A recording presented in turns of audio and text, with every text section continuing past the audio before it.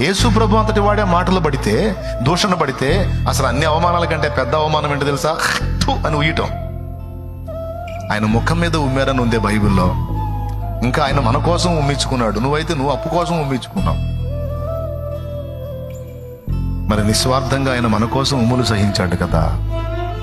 ఏం ఒక్క మాట పడలేవా? దానికే చచ్చిపోతా అంటున్నావు అంటే అంత హృదయంలో ఉందన్నమాట గర్వం. అందుకే ఒక మాట పడలేకపోతున్నావు. అక్కడ విరిగిపోవాలి అంటే అన్నాను, నాయన పర్వాలేదు, దేవునికి స్తోత్రం, కానీ దేవుడు నాకు సాయం చేయండి, నేను ఎక్కడ చేసేది? తీసుకున్న మాట వాస్తవమే, ఇవ్వాలి వాస్తవమే, కానీ నా పరిస్థితి తారుమారు అయిపోయింది. ఇద్దామనే తీసుకున్నాను కానీ ఎగ్గొడదామని తీసుకున్నానా? ఈ మాటలన్నీ మాకొద్దు. ఎప్పుడు ఇస్తావో చెప్పిన వాళ్ళు ఏదో హడావుడి చేస్తారు. అయినా సరే నీ డైలాగ్ అదే. సరే, నువ్వు దెబ్బ కొట్టినా, ఊసినా, తిట్టినా, ప్రస్తుతం అయితే దేవుడు ఏదో ఒక దారి చూపించకుండా నేనైతే ఏమీ చేయలేను.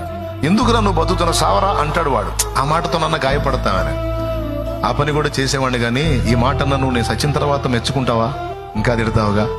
అందుకే చచ్చి సాధించలేదని బతికి నీ రుణం తీర్చాలనే బతుకుతున్నాను.